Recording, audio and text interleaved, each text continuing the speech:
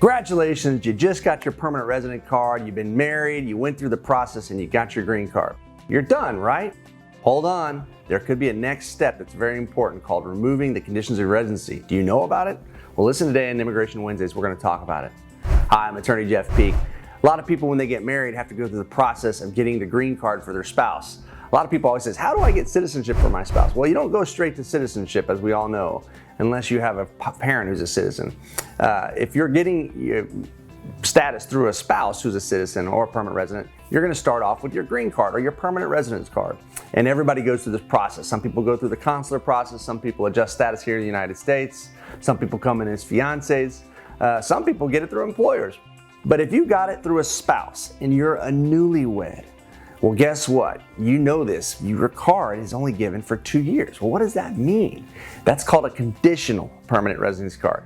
That means they're giving it to you with condition that you come back in 2 years and prove that you're still validly married and the marriage was valid when it started. It's kind of a checkup.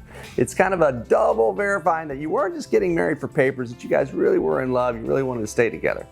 So what does that mean? Well, first of all, it's different. This is the most important part. It's different than renewing your green card. Don't think you're just going to file a renewal form. That's a different form. That's for people who've already had the 10-year card. You have to file a different form, the I-751, to remove the conditions of your residency. What does that mean? Well, the first part is you can't file it till you're within 90 days of the 2 years. So that's the important thing. Don't miss that window of time because there's some potential consequences if you don't file timely. Second, and we're talking about serious consequences. Secondly, you have to get together evidence that you guys are still together, that you've maintained a life together.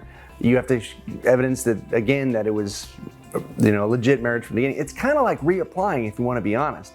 You got to include a lot of evidence and show those factors that they're looking for. If you don't know what those are, you need to talk to a lawyer or you need to do a lot of reading online to find out what those are.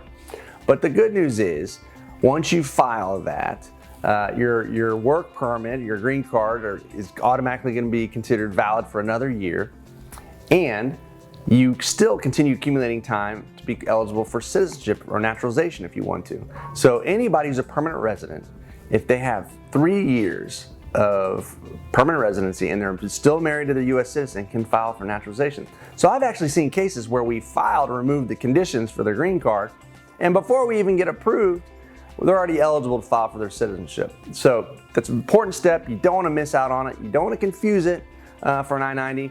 Now, Jeff, maybe you got this question. Jeff, what happens if I'm separated? Me and my spouse have kind of had some troubles. We've broken up, but we're still married, but we're not happily married at the moment, and we're living apart. Or maybe you even started divorce proceedings, or maybe you already got divorced. Does that mean I'm totally screwed? Can I do nothing? No, there's still options for you. But they're more complicated, and you're going to need to talk to an attorney because your case is going to be analyzed with a lot more scrutiny, and they're going to look at a lot of different things. You can still potentially keep your residency, but you need to talk to a lawyer. All right, well, that's all I have for you today on removal of conditions. Again, if that applies to you, congratulations. It means you just probably became a resident, and if you need help, we'd love to talk to you here at Peak and Tolan. Again, I'm attorney Jeff Peak. Have a great week.